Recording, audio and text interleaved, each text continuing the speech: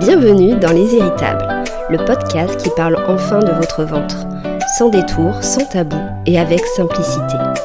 Ici, on parle sans filtre de ventre gonflé, de douleurs souvent incomprises, de transit capricieux, bref de tous ces signes que votre corps vous envoie et qu'on vous a peut-être appris à ignorer. Je m'appelle Sabrina Massy, je suis nutrithérapeute et naturopathe fonctionnelle spécialisée dans l'accompagnement du syndrome de l'intestin irritable. J'ai créé ce podcast pour vous aider à mieux comprendre ce qui se passe dans votre ventre, vous apporter des clés concrètes et surtout vous faire sentir moins seul. À chaque épisode, je vous guide à travers les causes, les solutions, les erreurs à éviter et parfois même des témoignages. Parce que parler de ce qu'on vit, c'est déjà avancer. Bonne écoute!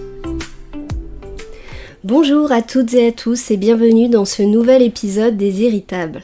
Aujourd'hui on va parler d'un sujet qui me tient à cœur car souvent quand on a un ventre irritable, ce n'est pas seulement une histoire de digestion. Notre ventre et notre mental sont intimement liés, ils ne cessent de s'envoyer des messages, parfois trop rapidement, et cela peut devenir stressant pour les deux. Alors pour vous aider à retrouver un peu de calme pour cet été, je vous propose de découvrir 5 rituels doux, simples à intégrer facilement dans votre quotidien pour apaiser à la fois votre ventre et votre mental. Ces petits gestes ne sont pas des solutions miracles à eux seuls, mais je vous assure qu'ils peuvent faire une vraie différence si vous les pratiquez régulièrement. On va faire ça simplement, sans chichi, avec des explications claires et surtout des conseils pratiques à mettre en place. Premier rituel, la respiration consciente. Vous avez sûrement déjà entendu que la respiration, c'est la vie, mais au-delà de ce cliché, la façon dont vous respirez peut vraiment influencer votre ventre. Dans le syndrome de l'intestin irritable, le stress et l'anxiété activent le système nerveux sympathique, celui qui nous prépare à fuir ou à lutter. Le problème, c'est que ce mode alerte ralentit la digestion, aggrave les spasmes et peut amplifier les douleurs. Heureusement, il existe un antidote naturel, la respiration consciente, aussi appelée respiration diaphragmatique ou abdominale. C'est simple, il s'agit de respirer profondément en gonflant le ventre à l'inspiration, puis en le dégonflant doucement à l'expiration. En respirant lentement, environ 4 secondes à l'inspiration et 6 secondes à l'expiration, vous stimulez votre système nerveux parasympathique, celui qui favorise la détente et la digestion. Imaginez que votre ventre est une mer agitée par une tempête, cette respiration, c'est comme calmer les vagues pour retrouver un lac tranquille. Je vous propose un petit exercice facile à faire n'importe où. Asseyez-vous confortablement, posez une main sur le ventre et une autre sur la poitrine. Inspirez par le nez en gonflant bien votre ventre. Sentez la main bouger, la poitrine reste presque immobile. Puis expirez lentement par la bouche, en laissant le ventre se dégonfler. Et répétez 5 à 10 fois, en vous concentrant juste sur votre souffle. Vous pouvez faire ça dès que vous sentez votre ventre tendu ou en début et fin de journée. Avec un peu de pratique, ce rituel devient un refuge simple et accessible pour apaiser votre ventre et votre esprit. Après avoir pris le temps de calmer votre souffle, on va parler d'un autre rituel tout simple, mais qui fait beaucoup de bien, la marche lente pratiquée en pleine conscience. La marche, c'est un moment naturel qui stimule le transit intestinal, ce qui est souvent un vrai plus quand on souffre de troubles digestifs comme le syndrome de l'intestin irritable. Mais au-delà de cet effet physique, marcher en pleine conscience permet aussi de relâcher la tension mentale qui peut se loger dans notre ventre. Qu'est-ce que la pleine conscience ? C'est simplement porter toute votre attention sur le moment présent, sur ce que vous vivez, sans jugement. Par exemple, quand vous marchez, au lieu de laisser votre esprit vagabonder, vous observez vos pas, le contact de vos pieds avec le sol, la sensation de l'air sur votre peau, les bruits autour de vous. C'est un peu comme si vous étiez en train de redécouvrir la marche, un pas à la fois.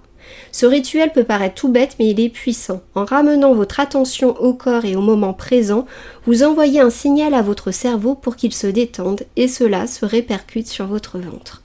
Je vous conseille de commencer doucement, 10 à 15 minutes, à un rythme lent dans un endroit calme, un parc ou même votre jardin. L'idée n'est pas de faire du sport intensif, mais de bouger en douceur en étant vraiment là. Petit conseil bonus, si vous le pouvez, marchez pieds nus sur l'herbe ou le sable, ça ajoute une connexion sensorielle qui renforce l'effet apaisant. Avec ce rituel, c'est un peu comme si vous laissiez votre ventre se balancer doucement au rythme de vos pas. Passons maintenant à un rituel qui parle à nos sens et qui invite à la détente en douceur. Prendre un bain ou une douche tiède. L'eau tiède a un effet relaxant sur nos muscles, y compris ceux de la région abdominale. Pour quelqu'un qui souffre du syndrome de l'intestin irritable, où les spasmes et les tensions sont fréquents, ce contact avec une eau douce peut vraiment aider à relâcher les contractures. Mais attention, évitez l'eau trop chaude, une température élevée peut en réalité stimuler une inflammation déjà présente et aggraver les sensations d'inconfort. L'idéal, c'est une eau aux alentours de 35-37 degrés, comme pour bébé, juste assez pour ressentir une chaleur enveloppante, sans excès. Imaginez que votre ventre est comme une terre sèche, un peu craquelée par le stress et les tensions. Le bain tiède, c'est cette pluie légère qui vient doucement humecter le sol sans le noyer pour lui redonner souplesse et calme. Si vous optez pour le bain, vous pouvez y ajouter quelques gouttes d'huiles essentielles relaxantes comme la lavande vraie ou des plantes en infusion, mais toujours en veillant à votre tolérance.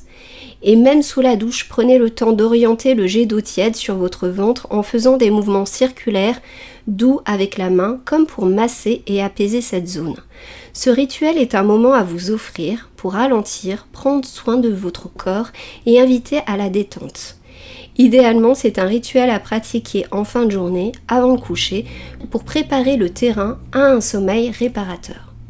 On arrive à un rituel un peu plus intérieur, mais tout aussi important, prendre un temps pour écouter ce que vous ressentez, en écrivant dans un journal intime ou en vous enregistrant à voix haute.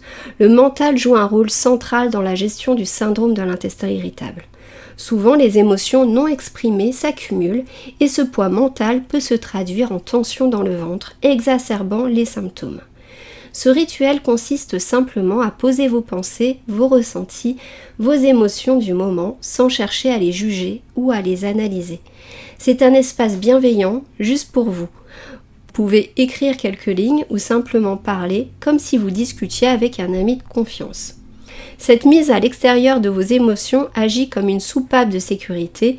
Elle diminue le stress, clarifie ce qui vous pèse et apaise le mental. C'est un peu comme décharger un sac à dos trop lourd pour marcher plus léger. Pas besoin d'être un écrivain ou d'avoir un talent particulier, il s'agit juste d'être honnête avec vous-même. Vous pouvez le faire le matin au réveil ou le soir avant de dormir ou à tout moment où vous sentez que vos pensées tournent en boucle.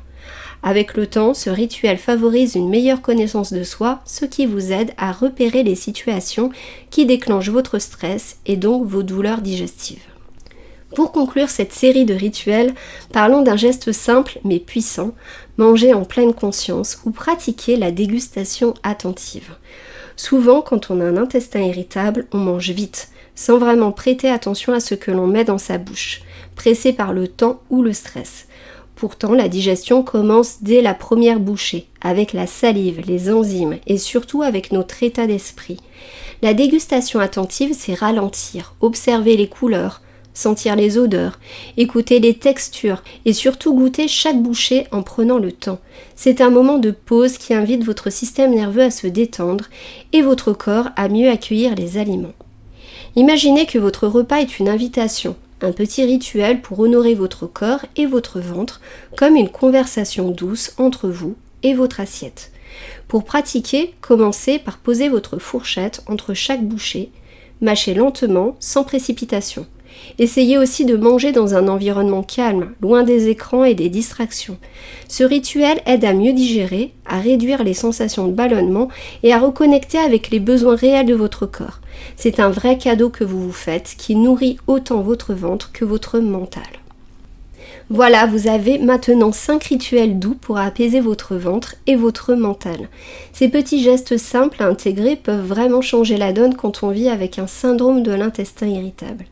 Je vous encourage à choisir 1 ou 2 rituels qui vous parlent le plus et à les pratiquer régulièrement sans pression.